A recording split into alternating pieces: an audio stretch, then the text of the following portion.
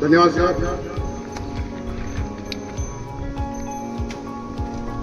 विद्यार्थी मित्र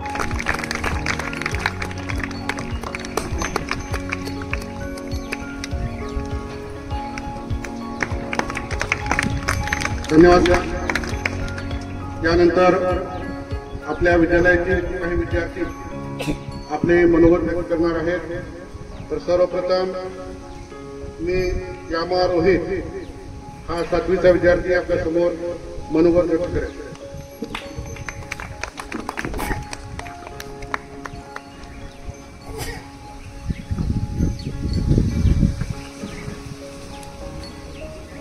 मित्रांनो, माझे नाव रोहित राजी यामावर आणि मी 7वी वर्गात शिकतो. माझ्या हाऊस मास्टरचे नाव आहे लास नागार बट्टे कावंस आणि माझे हाऊस मास्टर आहेत ज्युनियर चांगले सर. आणि मी इथं भाषणाला सुरुवात करतो. अण्णाभाऊ साठे यांचा जन्म 1 ऑगस्ट 1920 रोजी सांगली जिल्ह्यातील वाटेगाव या गावी झाला. समाजसुधारक, लोककवी व लेखक म्हणून ते परिचयाचे आहेत. दलित साहित्याचे संस्थापक म्हणून त्यांना श्रेय दिला जातो. संयुक्त महाराष्ट्र चळवळीत त्यांनी आपला सहभाग नोंदविला. लाल बावटाई अक्कल पथकांच्या माध्यमातून त्यांनी जनजागृती केली. जैन प्रेम.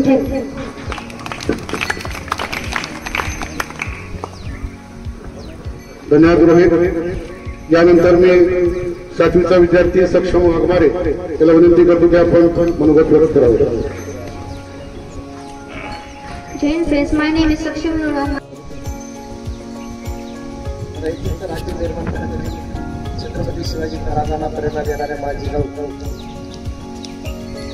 छत्रपती शिवाजी महाराजांना गाथाच्या माध्यमातून प्रबोधन करणारे संत तुकाराम महाराज 12व्या शतकामध्ये 770 शरणांना एकत्रित करून अनुभव मंडपाच्या माध्यमातून वचन साहित्य लिहिणारे बसवणार.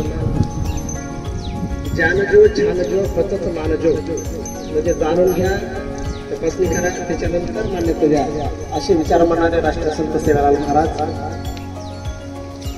वयाच्या 14 वर्षी बुद्धभूषणम, नखशिके, नायकाभेद व संसारे 4 ग्रंथ लिहिणारे बहुजन प्रतिपालक छत्रपती संभाजी महाराज, रयतेचं राज्य निर्माण करणारे छत्रपती शिवाजी महाराज, विद्येविने मती गेले, मतीविने नीती गेली, नीतीविने गती गेली, गतीविने वित्त गेले, वित्तीविने शूद्र खचले एवढे अनंत एका अविद्येने केले हे विचार मांडणारे महात्मा ज्योतिराव फुले व ज्या ज्या महापुरुषांनी या देशाला स्वातंत्र्य, समता, बंधुता दिली, विश्वरत्न डॉक्टर बाबासाहेब आंबेडकर ज्यांनी संविधान दिले आणि ज्यांची आपण जयंती साजरी करत आहोत असे लोकशाही साहित्यरत्न डॉक्टर अण्णाभाऊ साठे या जयंतीच्या निमित्ताने व लोकमान्य बाळ गंगाधर टिळक यांची पुण्यतिथी देखील आहे. या दोघांच्या जयंती व पुण्यतिथीच्या निमित्ताने या सैनिक विद्यालयामध्ये राजेश्वर शाहू महाराज विद्यालयामध्ये या कार्यक्रमाचे अध्यक्ष, या संस्थेचे प्राचार्य माननीय आदरणीय कुलकर्णी सर, माझे मित्र बालाजी मुस्काळ सर, माझे देवणीचे मित्र श्रीकांत कांबळे सर व मंचावर उपस्थित असणारे सर्व गुरुजन वर्ग, महिला भगिनी व विद्यार्थी मित्र आणि ज्यांनी आता बऱ्याच विद्यार्थ्यांनी आपले जे मनोगत आहे आपल्या शैलीमध्ये आपल्या प्रकट केल्याचे विद्यार्थी मित्र हो, आज आपण लोकशाहीर अण्णाभाऊ साठे यांची जयंती साजरी करत आहोत. आपल्या महापुरुषांची जयंती साजरी करणे आपलं कर्तव्य आहे. परंतु या महापुरुषांचा थोडा इतिहास जर आपण पाहिला तर या महापुरुषांनी महात्मा गौतम बुद्धापासून अण्णाभाऊ साठेपर्यंत म्हणजे शिव, शाहू, फुले, आंबेडकर, महात्मा गांधी या सगळ्या महापुरुषांचा इतिहास जर आपण पाहिला, या महापुरुषांनी आम्हाला असं कधी सांगितलं नाही की आमच्या नावाचा जय जयकार करा किंवा आमच्या जयंत्या साजरा करा, आमच्या नावाचा जयघोष करा, असं त्यांनी आम्हाला कधी सांगितलं नाही. मात्र त्याने आम्हाला एक संदेश जरूर दिलेला आहे. तो संदेश म्हणजे काय दिलेला आहे की आमच्या नावाचा जय जयकार करण्यापेक्षा आमचे राहिलेले जे अधुरे कार्य आहे तर ते अधुरे कार्य तुम्ही समाजांच्या तळागाळापर्यंत पोहोचवा. डॉक्टर बाबासाहेब आंबेडकरांनी तर 1956च्या आग्रा येथील भाषणामध्ये असं सांगितलेलं आहे समाजाला, हे कार्य पुढे घेऊन जाण्यासाठी तुम्ही प्राणांची देखील पर्वा करू नका. म्हणजे ह्यांचा संदेश, या महापुरुषाचा संदेश आपल्याला हा आहे. आज लोकशाहीर अण्णाभाऊ साठे यांची आपण जयंती साजरी करत आहोत. त्यांच्या जन्माविषयी, त्यांच्या शिक्षणाविषयी आपल्या विद्यार्थ्यांनी आपल्यासमोर सांगितलेलं आहे तसं पाहिलं त्यांचा जन्म 1 ऑगस्ट 1920 ला सांगली जिल्ह्यातील वाळा या ठिकाणी झालेला आहे. आणि त्याचं शिक्षण जर पाहिलं तर खरं पाहिलं तर त्याचं शिक्षण हे फक्त 1.5 दिवसात झालं.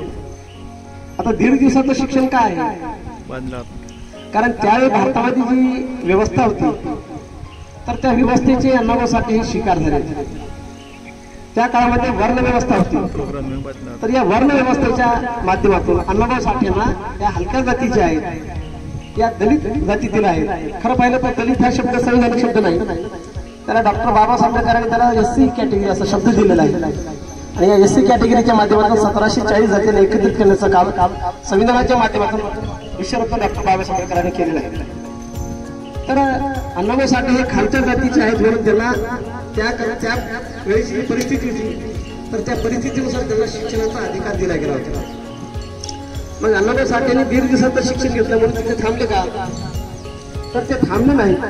तर अण्णाभाऊ साठेंचा इतिहास इतका मोठा इतिहास आहे. त्यांचा इतिहास फक्त महाराष्ट्रापुरता मर्यादित नाही किंवा भारतापुरता मर्यादित नाही, तर त्यांचा इतिहास हा जागतिक स्तरावर आहे. त्यांनी जे लिहिलेलं जे साहित्य आहे, त्यांच्याबरोबर 35 कादंबऱ्या आहेत, 3 मोठे नाटकं आहेत, उपन्यास आहेत, लावण्या आहेत आणि असे अनेक साहित्य आहेत.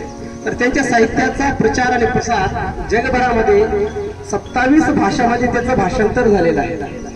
इतके मोठं कौतुक अण्णाभाऊ साठेंनी केले. म्हणजे शिक्षण नाही म्हणून त्यांनी थांबले नाही, तर त्यांनी इतकं मोठं शिक्षणामध्ये मोठं परिवर्तन केलं, मोठा बदल केला की आज आपण त्यांना लोकशाहीर, साहित्य रत्न, साहित्य सम्राट या नावाने आपण त्याला ओळखतो. म्हणजे शिक्षणामध्ये मोठी क्रांती करणारे लोकशाहीर अण्णाभाऊ साठे. म्हणजे ज्या माणसानं फक्त 1.5 दिवसाचं शिक्षण घेतलेलं आहे, तर त्या माणसानं शिक्षणामध्ये एवढं मोठं परिवर्तन केलेलं आहे. व्यवस्था परिवर्तनाची एवढी मोठी लढाई अण्णाभाऊ साठेंनी लढलेली आहे.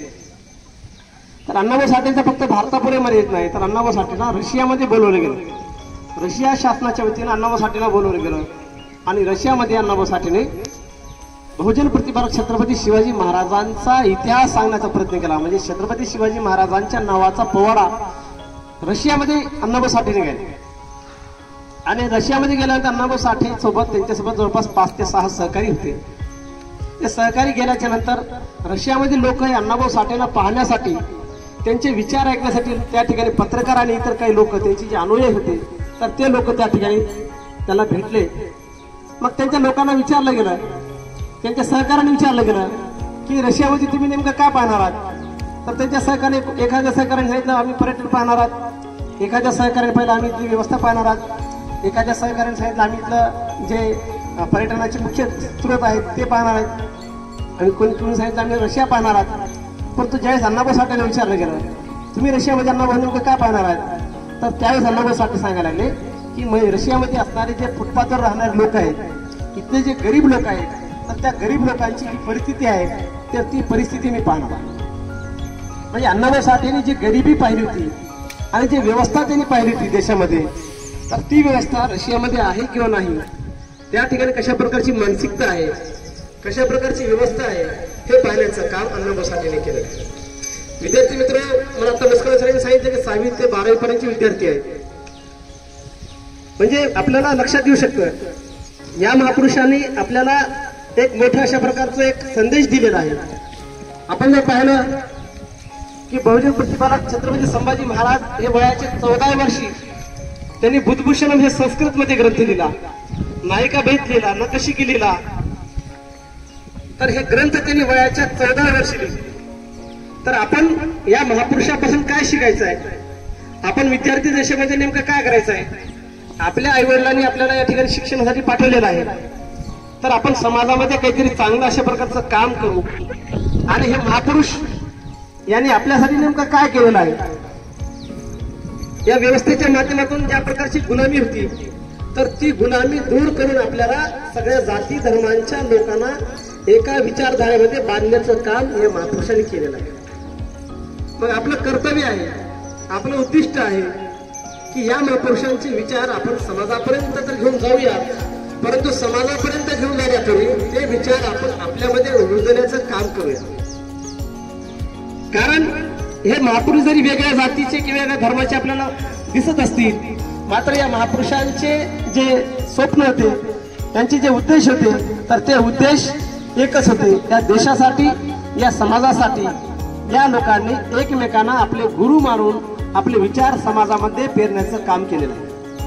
आपण अण्णाभाऊ साठेंच्या बाबतीत जर विचार केला, गुलामगिरीच्या चिखलात रुतून बसला काय ऐरावत, गुलामगिरीच्या चिखलात रुतून बसला काय ऐरावत, अंग झटकून निघ बाहेर घे बिन्नीवर धाव, जग बदल घालवणी गाव सांगून गेले मज भीमराव, सांगून गेले मज भीमराव.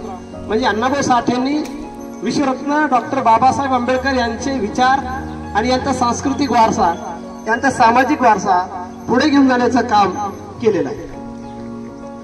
विश्वरत्न डॉक्टर बाबासाहेब आंबेडकरांचा विचार पाहिला तर त्यांनी 1873ला महात्मा ज्योतिबा फुलेंनी जी सत्यशोधक चळवळ निर्माण केली होती, तर ती सत्यशोधक चळवळ म्हणजे संविधानामध्ये त्यांनी अंमलात आणली.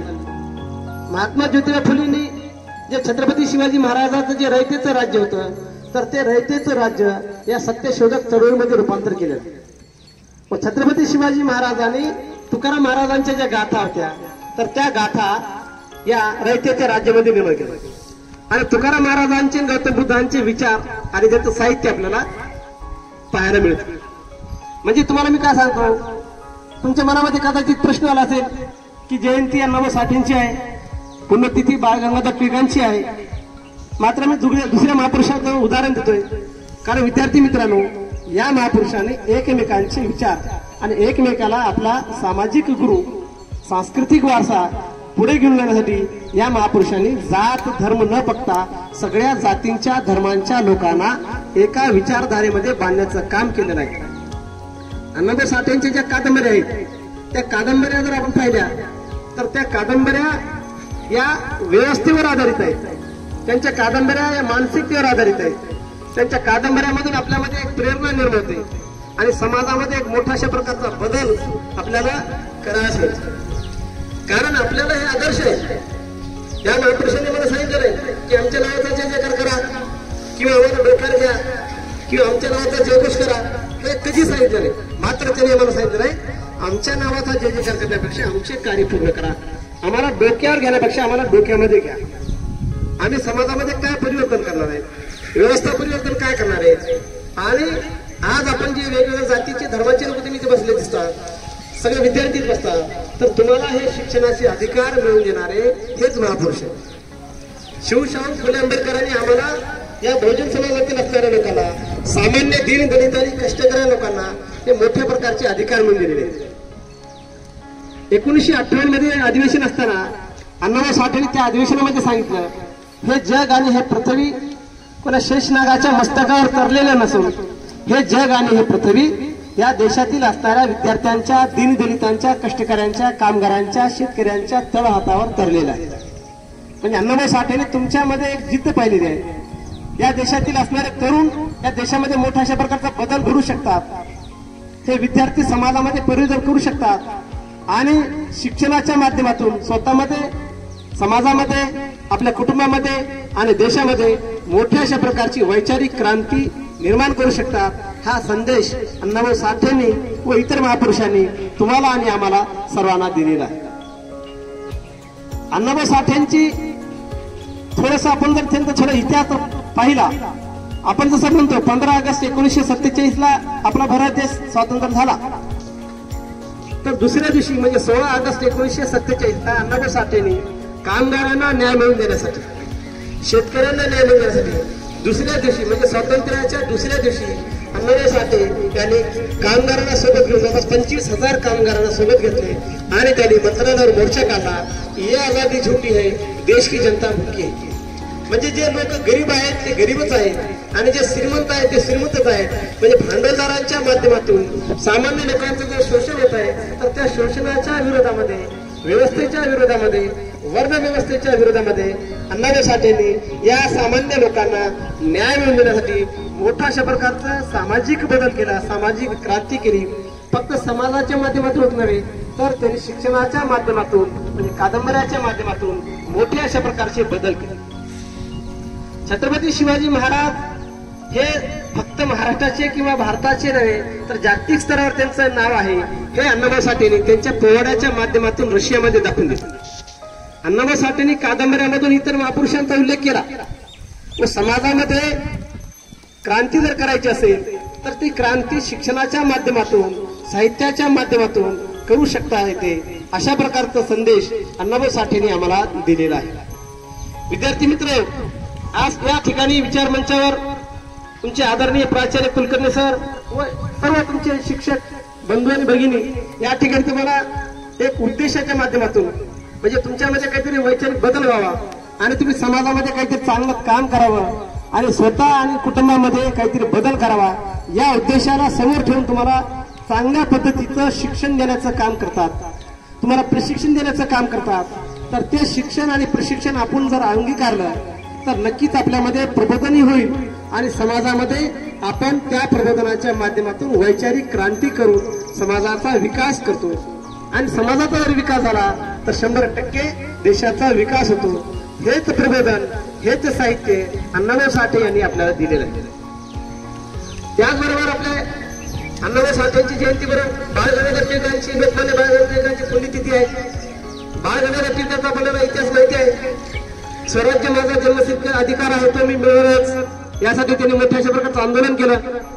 आणि जहाल गट आणि मवाळ गट हे 2 गट पडलेले होते. म्हणजे 1905 ते 1920 हा जहाल गट होता.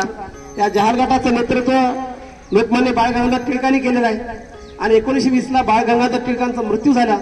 त्याच्यानंतर गांधीजींनी मवाळ गटाचं नेतृत्व केले आणि 1920 ते 1947 पर्यंत या मवाळ गटाचं नेतृत्व या महात्मा गांधी यांनी त्यांचं नेतृत्व केलेलं आहे. म्हणजे देशामध्ये अनेक महापुरुष आले, अनेक महापुरुष गेले, परंतु महापुरुष येतात आणि जातात, परंतु त्यांचं जे विचार आहे, त्यांचं जे साहित्य आहे, तर ते साहित्य जर आपण वाचलो तर 100% आपल्यामध्ये बदल होते.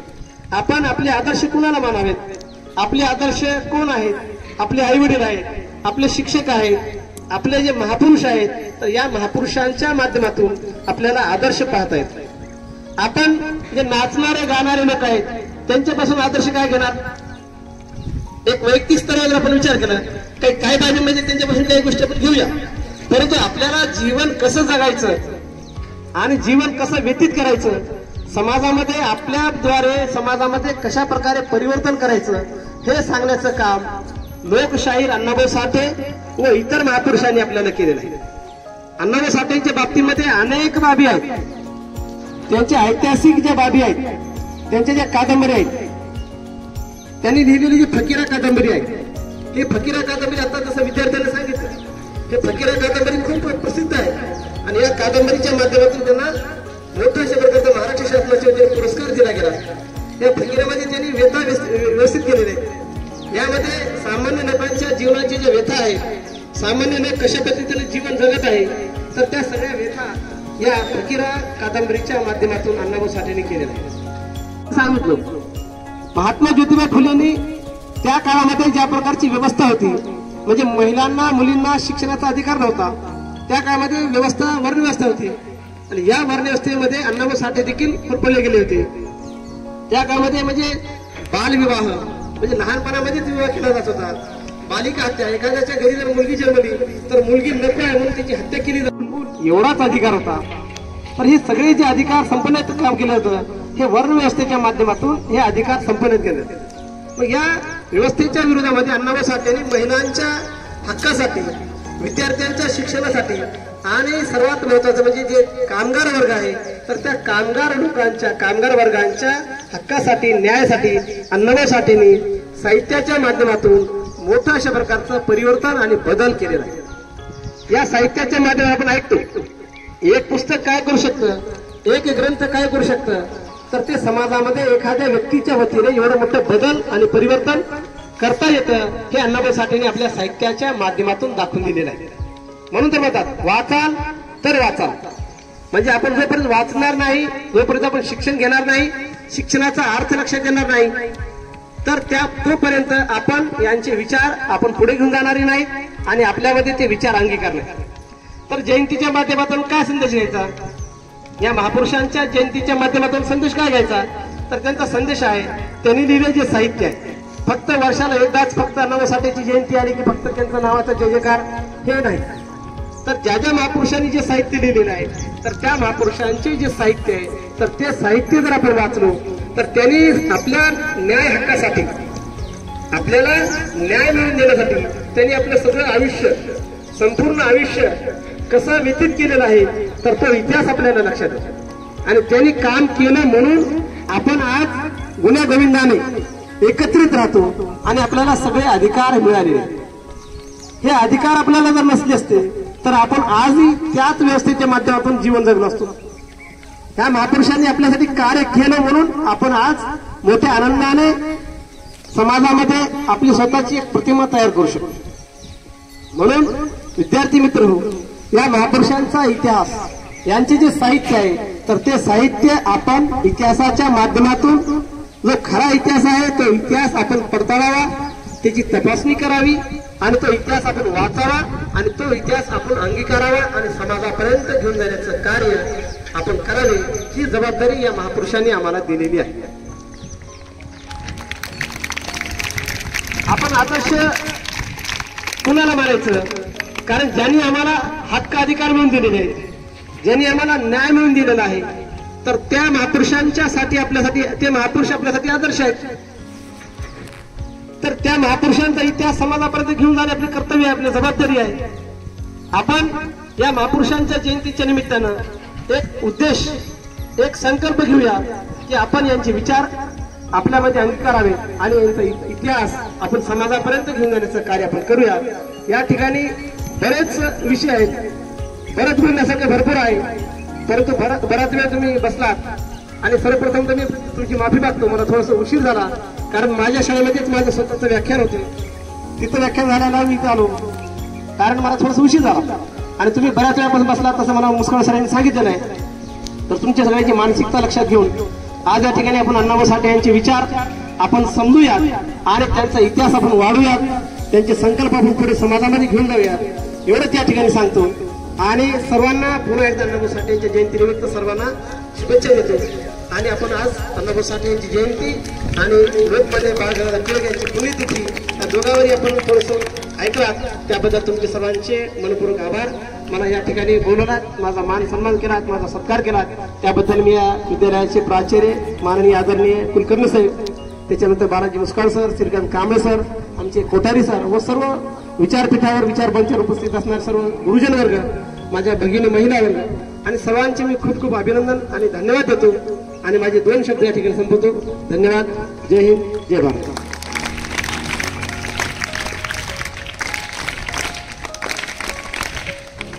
धन्यवाद सर, आपण खूप मोलाचं असं मार्गदर्शन आमच्या विद्यार्थ्यांना केलात. यानंतर गत वर्षी शैक्षणिक वर्ष 2023 आणि 24 मध्ये परीक्षा NCC ए परीक्षा आणि बी परीक्षेसाठी एकूण 37 विद्यार्थी या ठिकाणी बसले होते. 37 पैकी 37 विद्यार्थ्यांनी यश संपादन केलेलं आहे. त्यांचं प्रमाणपत्र श्री सोनटके सर यांच्या हस्ते होणार आहे. तरी NCC कॅडेट्सला मी या ठिकाणी आमंत्रित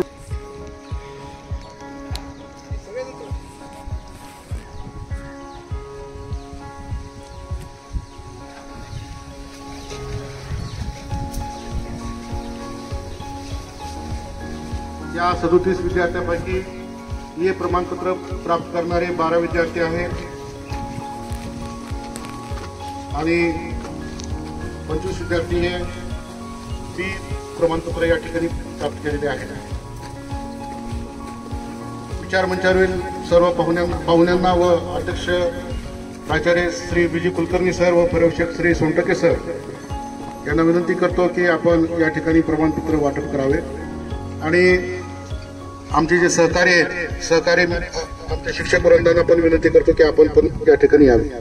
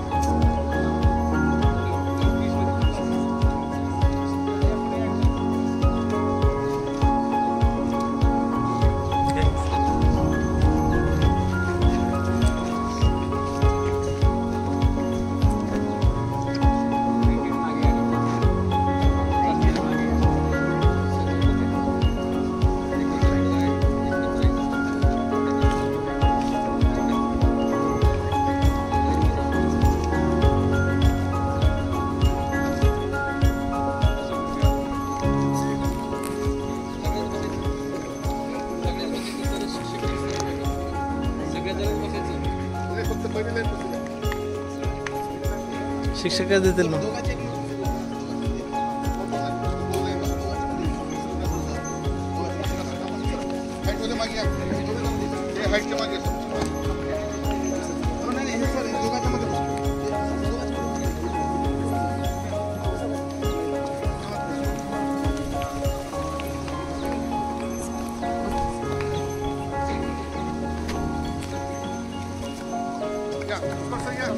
या.